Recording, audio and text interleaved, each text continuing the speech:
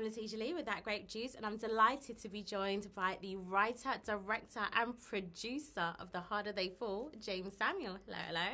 Thank you, Lettija Lee. It's wearing all the creative hats. Yeah, well, you know how we roll. I also composed the score for the movie and wrote and produced the soundtrack. So I know, I want to get to that. We kind of, wear a bunch of hats. A couple. So I'm going to dive right in. Beautiful Western, leading black cast, based on real-life black cowboys, incredible production team, Jay-Z on board as one of the co-producers. Harder They Fall is your baby. Yeah.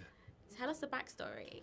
Well, Lettija, like growing up in London, they'll show like a bunch of different types of films and all the channels we had, and Westerns were always in the background. Little House on the Prairie, Bonanza, just all these things, they're always in the background. Those are just the TV shows, and then just the films, like all of the black and white movies and the color movies, and I just loved Westerns. There was just something about them, and I had to kind of shake off the frustrations with the vantage points that they were telling us those stories through.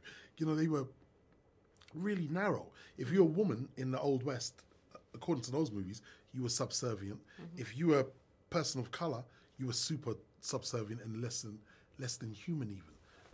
So just growing up, instead of like being upset about it, because I loved the movies, I just want to find out more. Like you need to give me some. You need to explain to me how this is so. If Wyatt Earp, Tombstone, Gunfight at OK Corral, if he died in 1929 and Gunfight at OK Corral took place in 1881, the Emancipation Proclamation Act was in the 1860s. It was decades of the Old West past slavery. Then 1 in 4 cowboys was black anyway. So I just needed to know more about this environment, so to speak, and this moment in history. And I would do all this reading. It was like reading graphic novels. And I'll find out about these great characters: Rufus Buck, Stagecoach Mary, Gertrude Smith, Nat Love, Bill Pickett, Bass Reeves, Jim Beckwith, Wiley Esco, all of these amazing characters. And they were never depicted on screen. So I just had to kind of go and make my own film and show them for what they were, the kings and queens and superheroes of that era that were just criminally ignored. This movie pulls no punches in all of the real life stories, the real legends, the real cowboys, and, changing the narrative.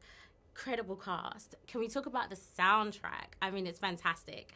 Reggae, Afro beats, hip hop, some Fela Kuti in there. What was really important to you when you were curating the soundtrack? For me, the thing that was most important was to give the movie its own melodic signature. When I was a kid and I would watch things like Raiders of the Lost Ark and Star Wars and I'll come out with their themes. I'll come out singing E.T. And I don't really do that as often as I'd like to in this day and age. So I wanted this, and also all too often I'll hear soundtracks featuring a bunch of songs that have nothing to do with the movie. They're just this hot artist's latest track. I wanted to celebrate the score again with this movie. I wanted people to watch it and go, wow, man, the music in the film is awesome, and see the themes and the motifs that all the characters have, like Nat Love's and Stagecoach Mary's theme. Away with the wind she goes, as a garden grows.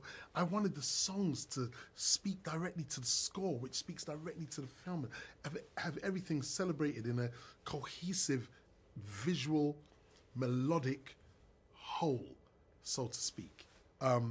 Because really, music and film are the same thing for me. So I just wanted people to walk out knowing that they have witnessed a celebration of all things to do with our culture. It's a heavyweight cast. Idris, Elba, London's finest, Regina King, LaKeith, Stanfield. Pow, pow, pow. Delroy Lindo, the lead, Jonathan Major. What were your thoughts when putting the cast together?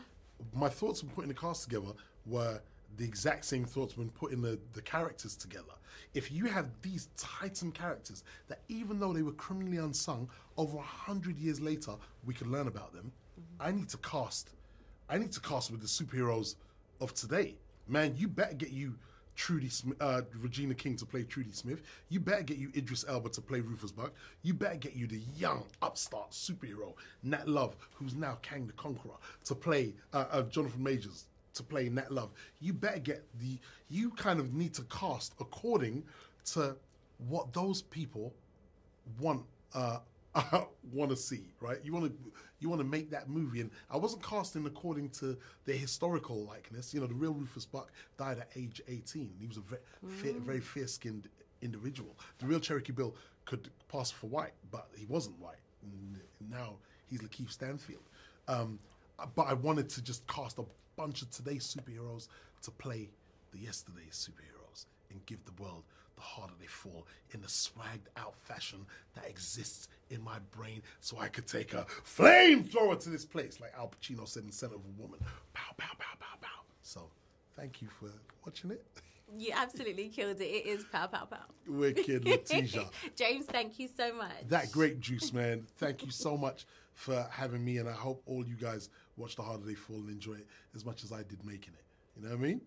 Thank you. Wicked. All the best. Peace, queen.